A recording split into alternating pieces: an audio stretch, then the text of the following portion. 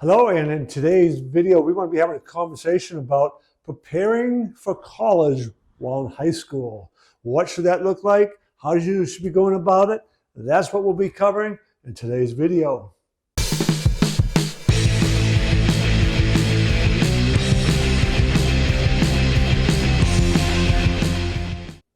In preparing for college while you're in high school, we need to be looking at academics. We want to be looking about the extracurricular activities.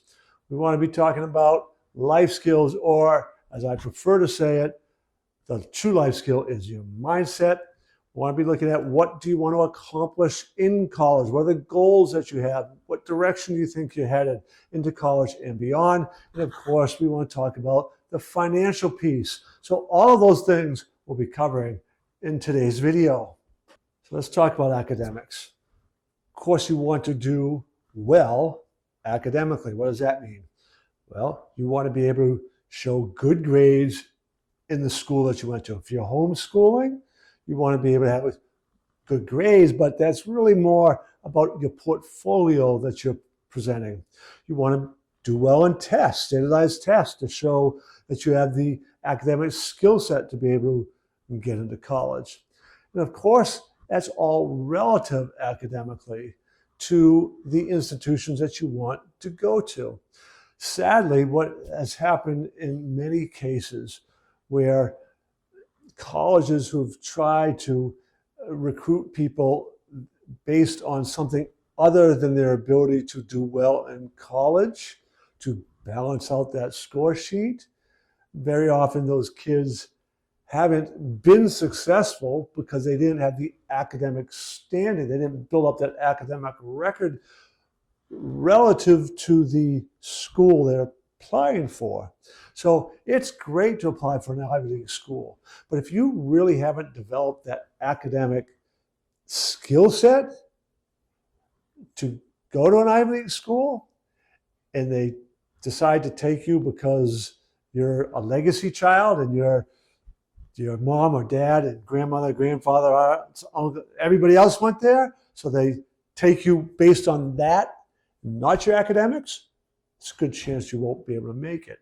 So you want to have your academic standing as well as you possibly can do, and then target the schools based on that.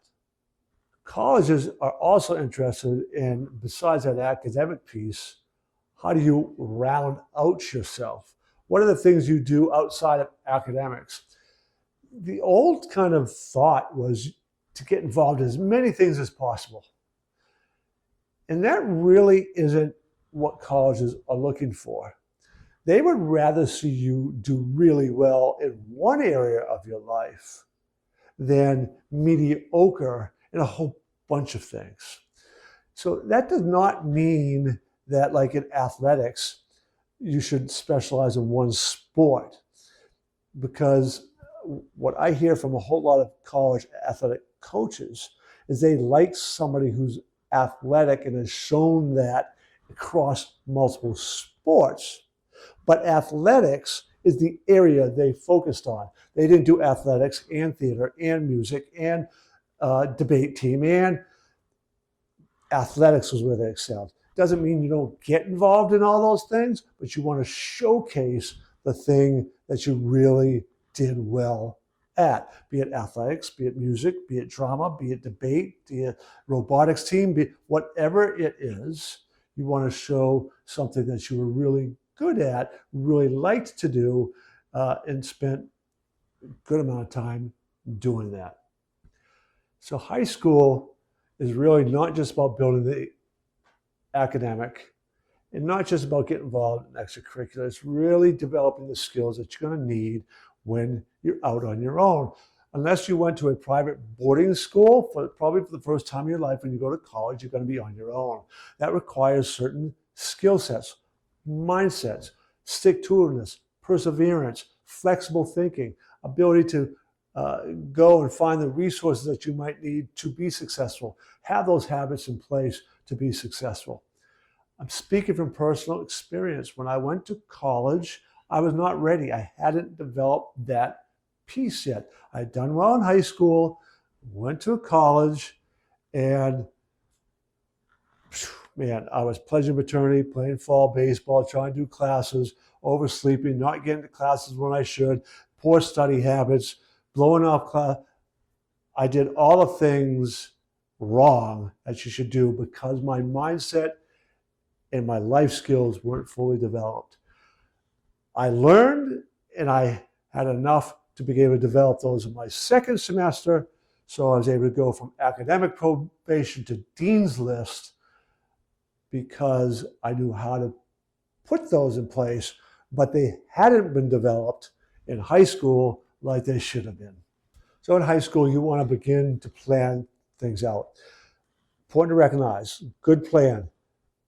You get it down.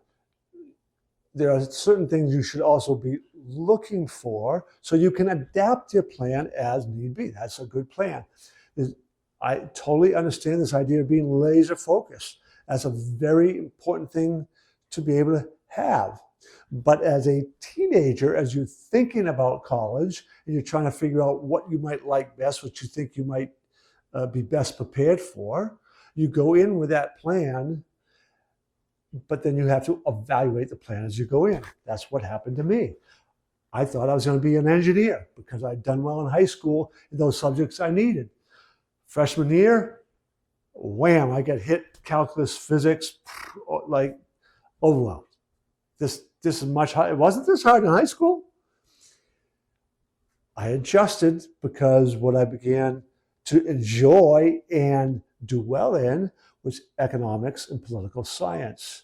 So I was able to shift my plan, even though I had prepared myself in high school for one avenue, I'd also prepared myself to a certain extent to be able to shift gears and adapt once I got into college. The last thing we really need to kind of broach is finances. And this is a whole huge thing in and of itself because there's a lot of things at play here. One is affording college, right? So you begin to figure out, all right, how am I going to afford this? This is where I want to go. And there's lots of different options there. Many people don't even know about or really fully understand. One of them is scholarships. There are billions of dollars available in scholarships, multiple millions of dollars in scholarships never get claimed each year. They are out there. Sadly, there's too many people don't know how to find them. I didn't know how to find them. I didn't know. So when you don't know how to find those, you begin to close some of the windows of what's possible.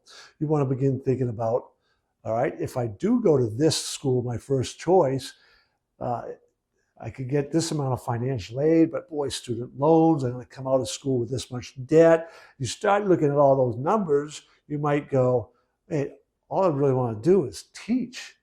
I don't want to be $160,000 in debt if I can only be $40,000 in debt and still be equally qualified to teach.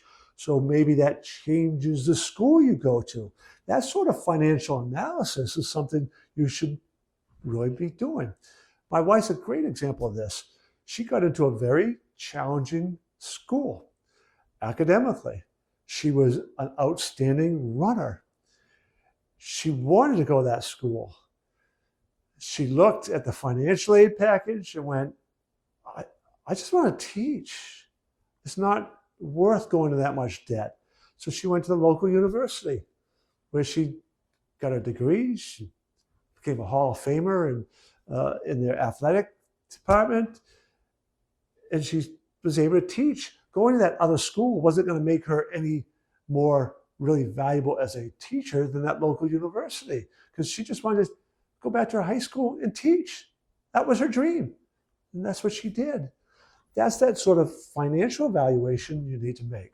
Second point is understanding how to manage your finances, literally like on a daily spending level basis. Like, how do I manage my checking account, my books, and spending all those extra things and having money for the fun stuff that you want to do in college, and understanding that daily balancing the financials of living that so many students tell me even after getting out of college, they never really learned that.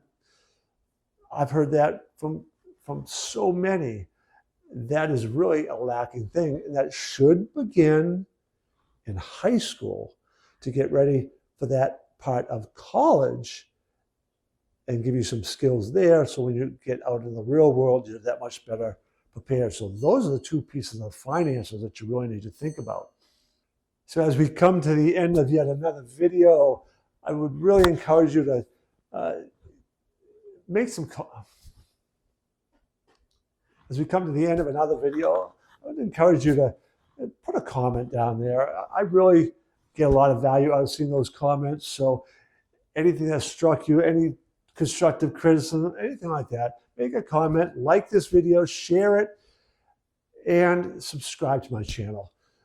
I would love to see you at the next one, but above all else, I want you to go out there and live life to its fullest and come back and see us.